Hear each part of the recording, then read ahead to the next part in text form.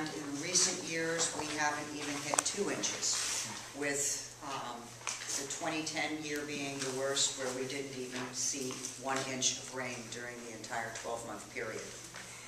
We're a community of 2 million with 40 million annual visitors, and the Water Authority has a water resource portfolio that relies 90% on the Colorado River system.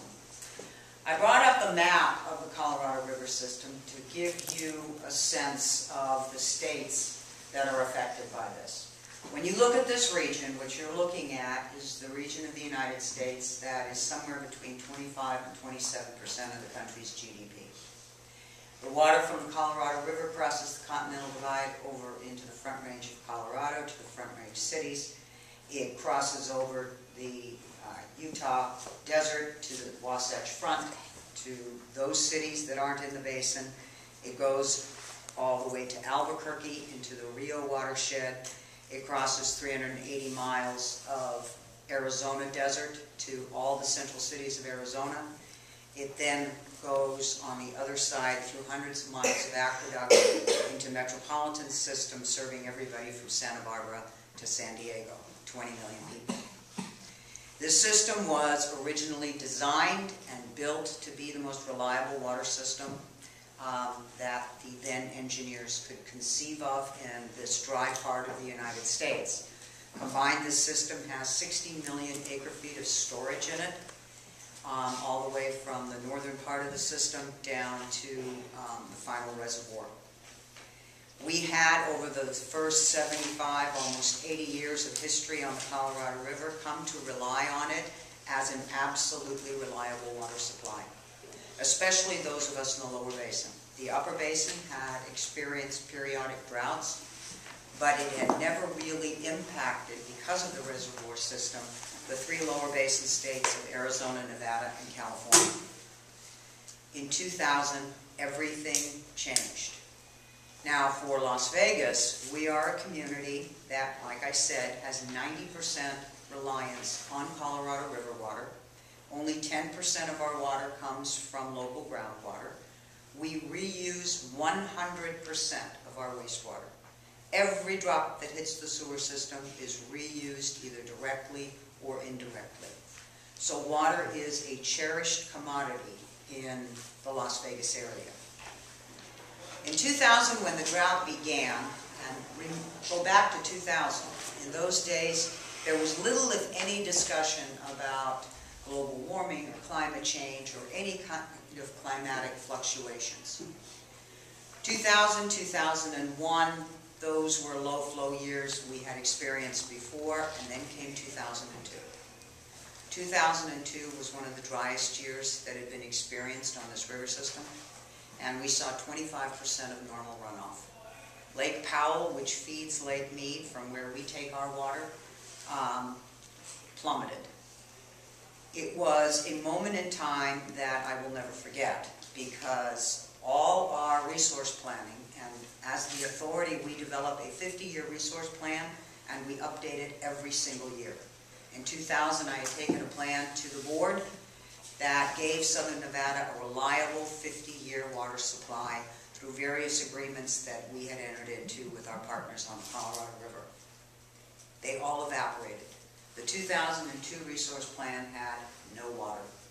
And this is during a time period prior to 2008 when Las Vegas was experiencing its most rapid growth. We had to make some dramatic and unbelievably expensive course corrections. And from that moment on, I've become allergic to probabilities. The Department of Interior and the Bureau of Reclamation every month issues a 24-month forecast on what the probable lake elevations will be and what the runoff will be. And it is a guess. The probabilities for the 90s that we had all been working with showed 0 probability of a drought of this magnitude that we've been living with for the last 12 years. For Las Vegas, with no resources in our resource plan and a community that was exploding at the time, we had to act pretty quickly. We've enacted, first and foremost, the most aggressive conservation plan for an urban area in the United States. We have invested ratepayer dollars, and in everything I'm about to tell you dollar-wise, there isn't a single federal dollar. We invested $200 million paying our customers to take their grass out. And that program continues through this year. We're going to continue doing it. We put in time of day watering during the summer. We have 3 days a week watering in the spring and the fall. We have 1 day a week watering in the winter. We have penalties for water waste. We restrict how you wash your car. We worked with the hotels because their evaporative coolers are their largest source. And everyone loves to pound on the Las Vegas Strip, so I'm going to go ahead and say it right out of the box. The entire Las Vegas Strip uses 3% of our water, and with that generates almost 70% of the state's revenue. So if you're going to, it's our largest economic investment, and for 3% of your water resources, that's a pretty cheap investment. We also had to begin to look at what alternative resources can we bring to bear.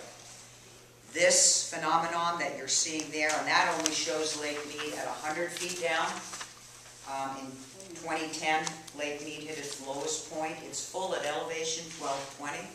We hit 1081. Now, from a resource perspective, we had to sit down with our neighbors and our friends in the other states. From 2005 until 2007, I can't really say we were friendly with one another.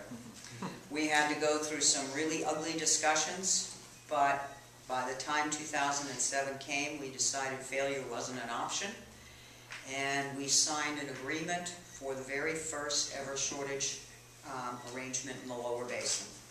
For Southern Nevada, that means when Lake Mead hits 1075, we have to cut back. At 1050, we have to cut back again, and at 1025, we have to cut back a third time. We've already conserved that water because we began in 2002, and we got really aggressive about it and invested heavily in it.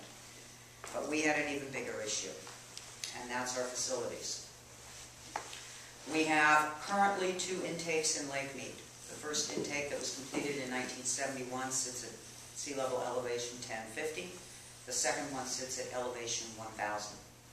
We had to immediately invest in putting that little arm you see on intake number 1 on, because the water quality during the summer months in the upper reaches of Lake Mead, and obviously the surface of Lake Mead was coming really close to our intake, is pretty contaminated. It's not what you would want to see come into your drinking water system. It has treated wastewater in it. It has the residue from all the recreational activity that occurs on Lake Mead all summer long, and it is the single most used national park in the entire system. So we had to put that little arm on our first intake.